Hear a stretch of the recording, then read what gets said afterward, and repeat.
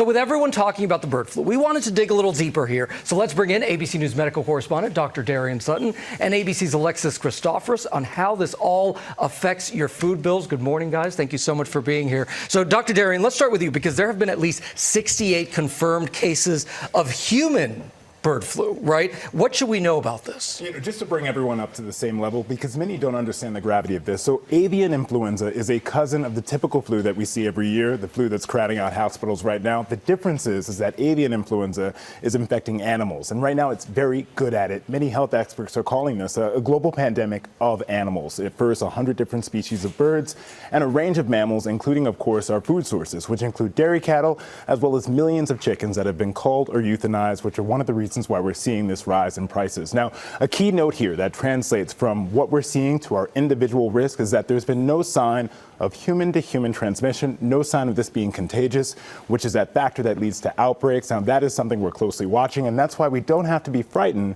but we must remain aware and cautious. So picking up on that point, as you pointed out, because most of these cases have been direct contact, humans to animals, but what should the general population be aware of? What precautions should we be taking? I think knowing who's highest at risk, those who are directly into contact, those who have home flocks, you want to make sure that you're increasing your PPE, your protective equipment. And then for us at home, practicing good food safety is how we mitigate our risks, making sure that our chicken is above 160 degrees Fahrenheit, our meat is above 165 degrees Fahrenheit, and remembering that eggs are sterilized, so the safety is there. You don't have to be worried, but again, food safety is really important. Okay, so that's trying to stave off the impacts to your health, but it is already impacting our wallets.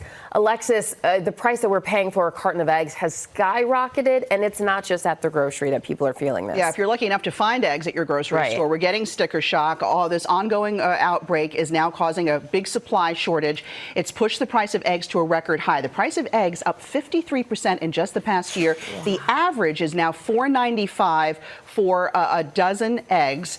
But some people are paying much more than that. Could be $10 or $12.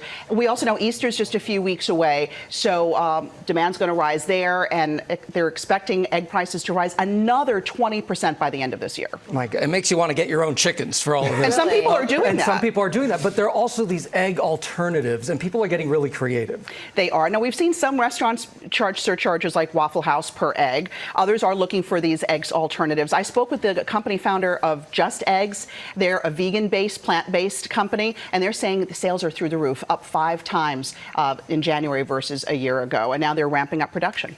Wow. I really did see somewhere that they are renting chickens. So are they really? Yes, so it's possible. Well, I'm going to keep mine in Gio's apartment, so we'll be good to go. That's right. Thank you so much, Alexis, Dr. Darian, as always. We appreciate it.